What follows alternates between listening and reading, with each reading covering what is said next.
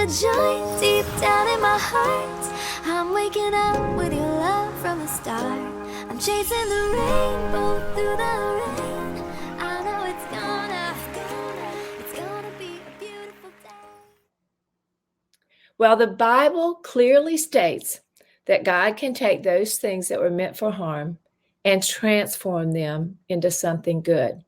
Today, you're going to hear such a story. Hello, everyone, and welcome back to Coffee. You know what coffee stands for: conversations of friends of faith to encourage and equip.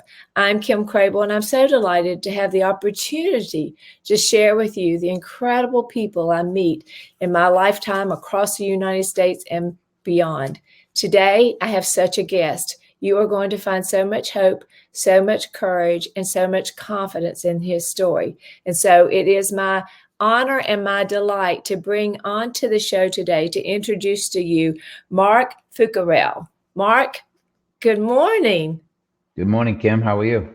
Good, good. It's so good to meet you, to have the opportunity to actually talk to you. So thank you. Tell me, where are you right now? I'm in Georgia. Where are you?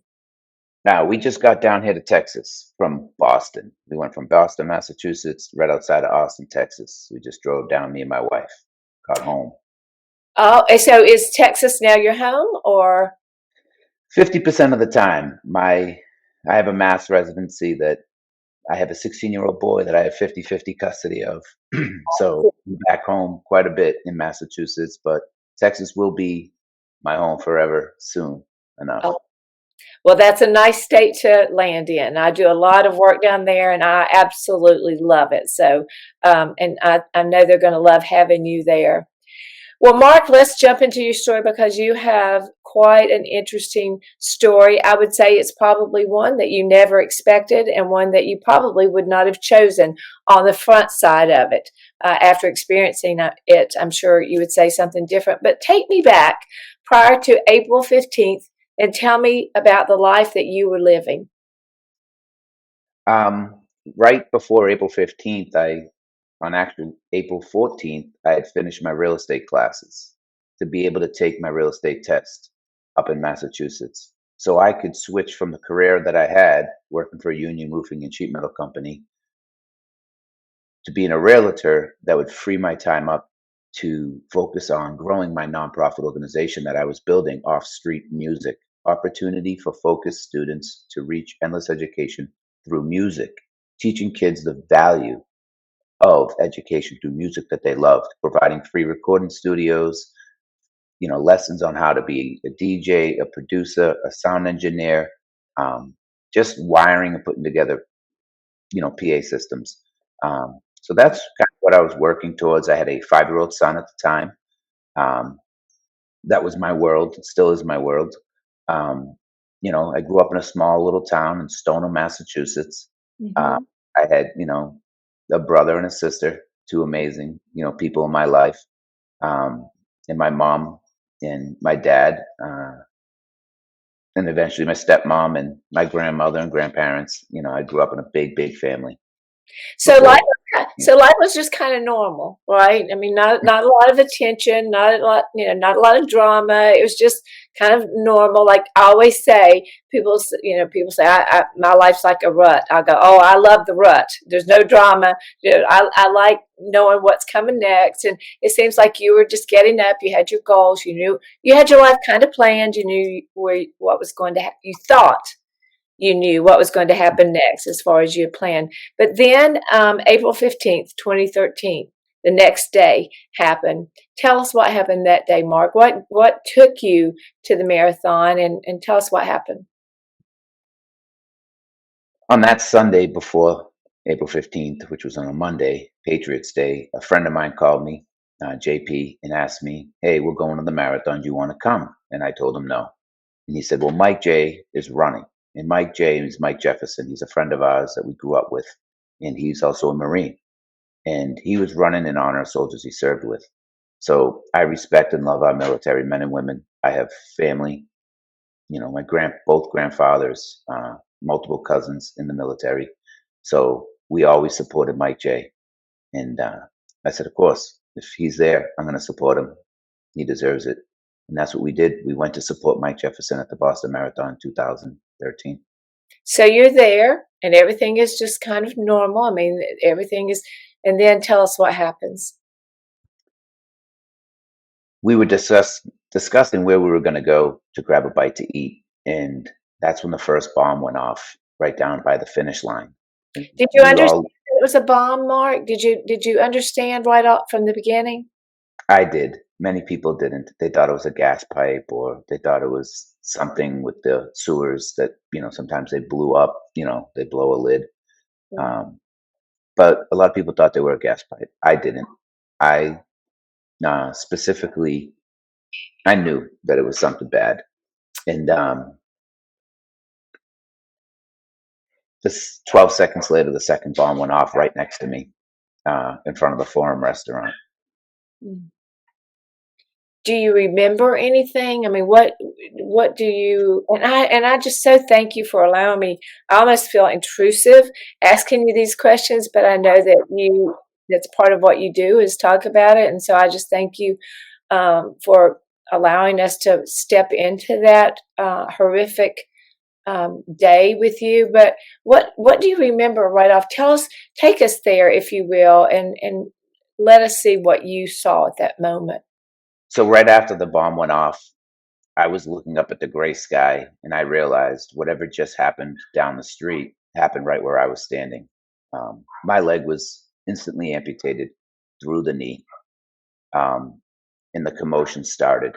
My ears were ringing, um, and I could hear people yelling, "We need tourniquets! We need more tourniquets! We need this!" As I laid there, I guess I was in and out of consciousness. I actually watched the video, surveillance video from the Forum restaurant. I was put out. I was on fire 3 times, and I was put out by 3 different people. One was a police officer first to the scene. Second was a random stranger, and third was also a random stranger. Um, yeah. So the day of the bombing, there were ended up being 17 amputees. 3 people ended up dying. One was an 8-year-old boy right near me, right next to me. And then 21-year-old Lindsay Lou, foreign exchange student, behind me.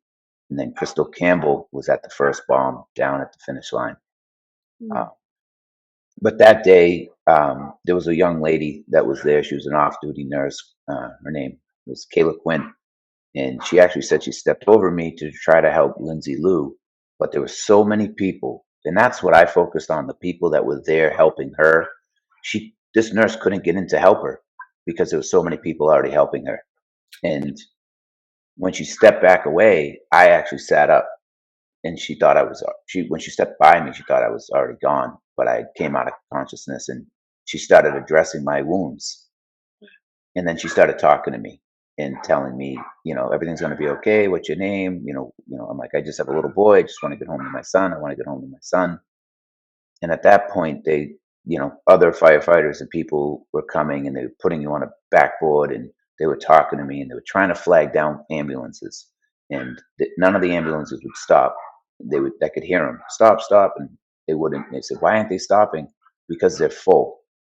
265 people were injured that day. Mm. And at that point, that is when they were calling in on you could hear them, and they said, we need an ambulance. And they said, well, it's going to be at least 16 minutes. We're not sending anybody. And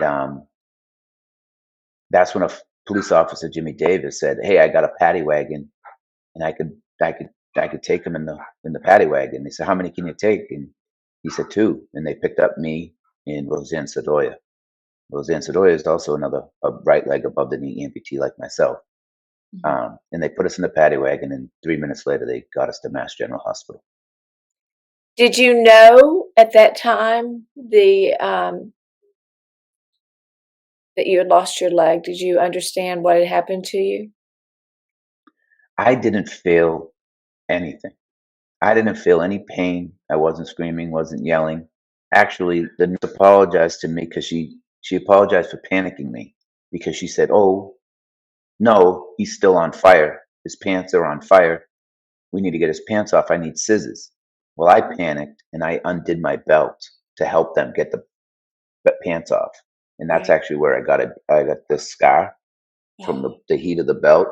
Like 80% of the lower half of my body is burnt and skin graft, because my pants went up in flames when the bomb went off, and then they went out, and then they would reignite because it was so hot.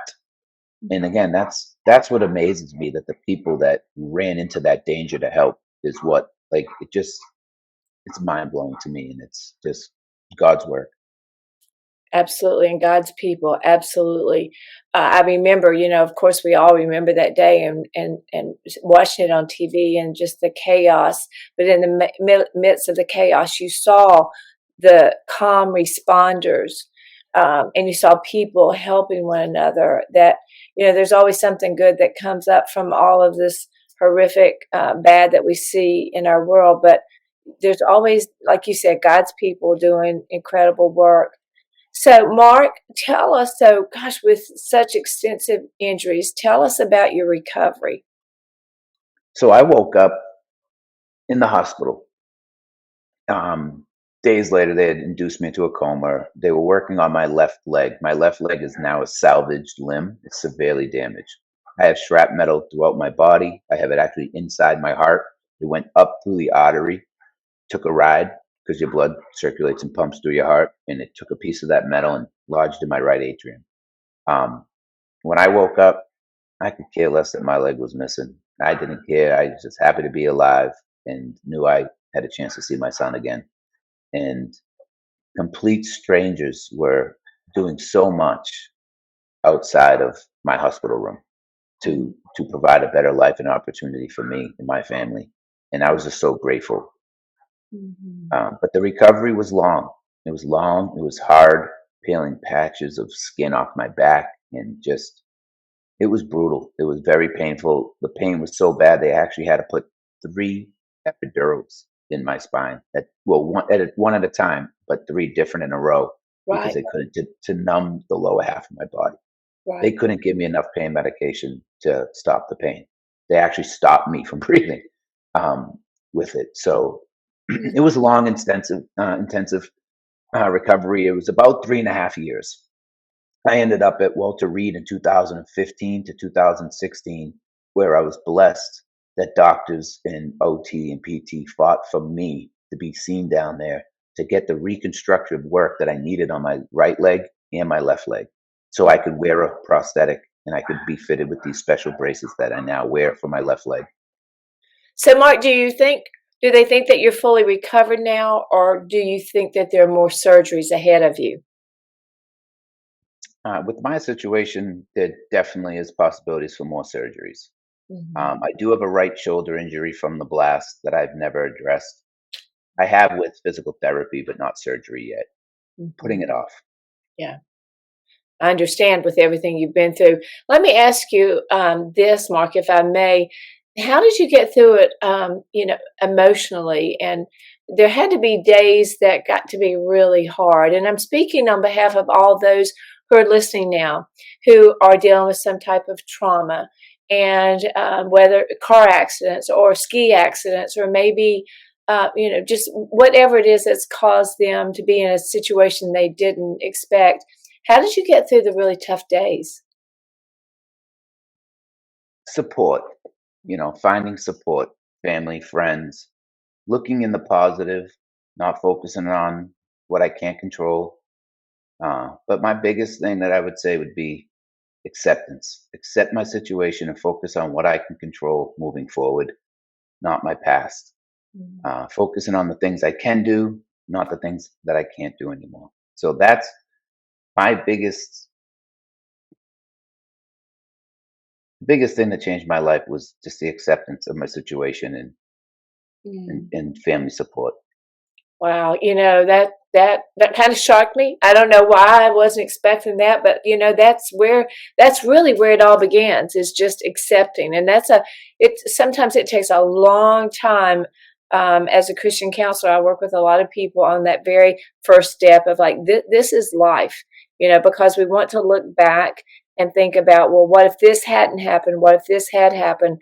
And just being able to face it, confront it, it's a big step. So what a bold statement for those who are dealing. It's not easy, but that is the first step.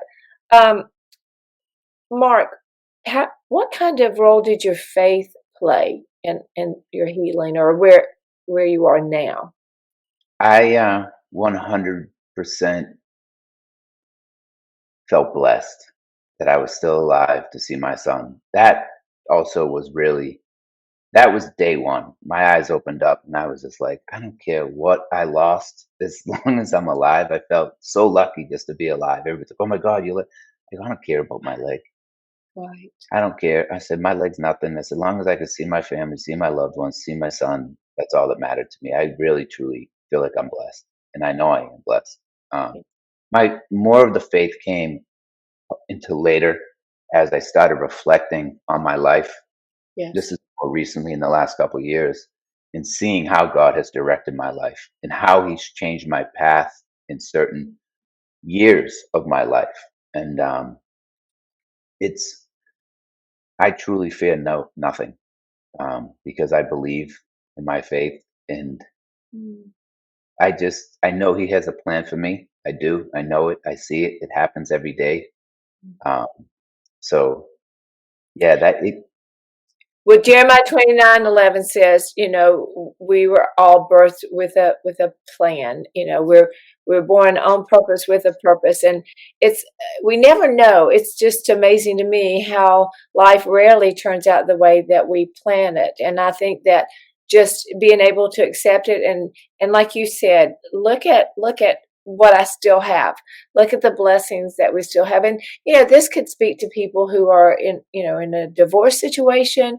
This could be people who are, struggling with the loss of jobs. Not to diminish, gosh, what you've gone through, but I'm just saying, hope in all of these situations really is what carries you through. To be able to quit fighting. In one of my books, I've written where we have to quit fighting our past and start fighting for our future, and that's exactly what you have exemplified here. Is just that fighting. Is there anything else, Mark, that you would say you've already given so much advice, good advice, good strategies. Is there anything else that you would say to someone who is like suddenly facing the loss of a limb, or you know any other thing that you would say to them? You've already given so much, but I just want to give you the opportunity in case there was anything else you would say to them. Well, like I said, it is accept it. Acceptance. Accept your situation and focus on your future. Um, Also find the community of people, and that's what I'm building with the Mark Network is a community for people facing similar challenges to communicate and connect and help one another get through that process. So acceptance and find community.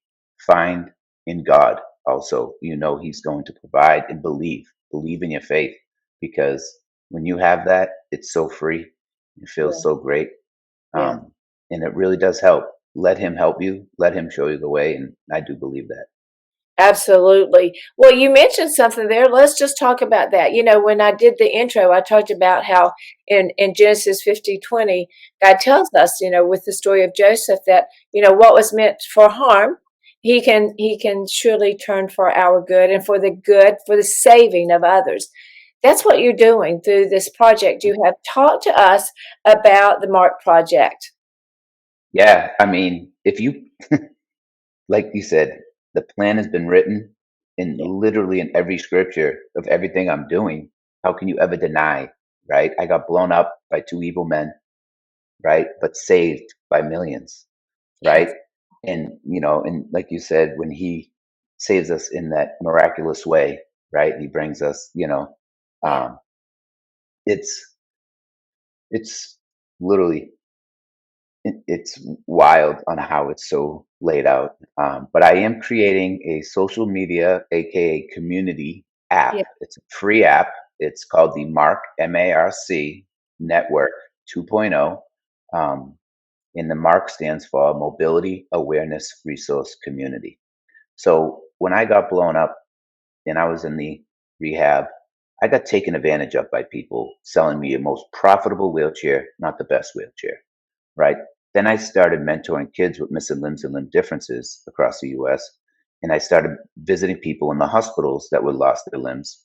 I volunteered for Granite State Adaptive Sports Program with kids with autism and spinal cord injuries. But talking to the families and people and the loved ones around, I found that they faced similar challenges I faced, which was resources, information, and inspiration. So I wanted to create a television network station for kids and people to have inspiration. But I realized TV is too big for me as one individual. So I started 8 years ago building my network. That's why it's called the Mark Network. And it's people like you, Kim, and people like my friend Kirk, my sister, my brother, my cousins, Tim Clun, and so many other people in my life. And building that network has now brought me to finding a company that builds mobile apps because nobody really watches TV anymore. They really are on their phones.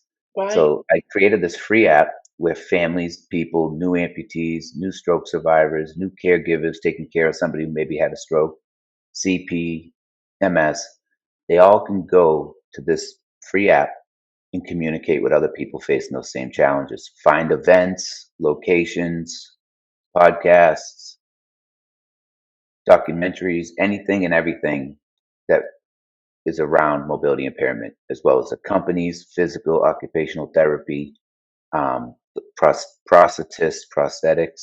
Mhm. So that's what we're doing. That is applauding you, Mark. Thank That's you. amazing. And it's a shame. It's a sad shame that this had to happen to you. And we all know that and we grieve that. But God, in your willingness to say, this is what's happened, what's next. Because of that, so many people will now benefit from what you're doing. I absolutely love stories like this. It inspires me. And now tell us how we can help you. We have a couple of minutes left. We're going to obviously have your website and different things up. We'll be showing different things. But tell us, what can we do to really get behind you and support you for all the ones who are listening now? Community growth, right? We need people to download the app, the Mark MARC Network 2.0. It's in Apple and Google. It's free. Create a profile, add a picture, right? Join some of the public groups and provide, just inspiration for one another, positive support. And that's really what we need. We need community growth. We need awareness. We need people to spread the word to tell others that are facing these new challenges, or even people that live with these challenges for 10 years. I had one guy tell me it took 20 years for him to find the right sockets for his two below the knee amputees. Oh, I thought 3.5 years was too long to wait to find the right socket because that's how long it took me. But if I had just engaged in the community, reached out to people and started talking to them, I would have found it faster. And so wouldn't he have. He was told that those blisters and breakdowns were normal. He found out 20 years later it wasn't normal because other people didn't have them challenges. So we just need people to support. We have sponsorship opportunities on the platform. We're going to the Super Bowl to interview, to tell our story, to share with people. We're gonna be at the Abilities Expo. So yeah, we just need people to download the app and join the community and share where they went for dinner, share a picture of their family. It's not always about mobility impairment. The back end of the website in mobile app are for the mobility impaired community. It's geared towards that. And it's basically just a support network, right, of support. absolutely. Mark, I just applaud you. Any way that we can help you, we will definitely be having you all throughout our social media. We'll be recognizing you every way that we can. Thank you so much for what you Thank have you. done. Thank you for all the people that will be helped. Thank you for not giving up on what God had already designed your life to be. Like we said, we never know what He's doing, but we know that He's always doing. And He says, for those who love Him, He is working all things to our good, which you are a great example of. So, Mark, thank you again for joining us. And I hope that you'll come back with progress Oh along yes. the way. Okay. Thank All you, Kim. Absolutely. And to you, our audience, was that not fabulous? Did I not tell you that it was going to be fabulous? This guy, Marc Fucarile, please, you're going to see along the bottom of the screen how to do exactly what he said, to get the app and build your own community. Share it. Share it. We just never know who really needs this or who will need it. So, friends, thank you so much for joining us for coffee. And I look forward to seeing you next time right here. See you then. Bye, everybody.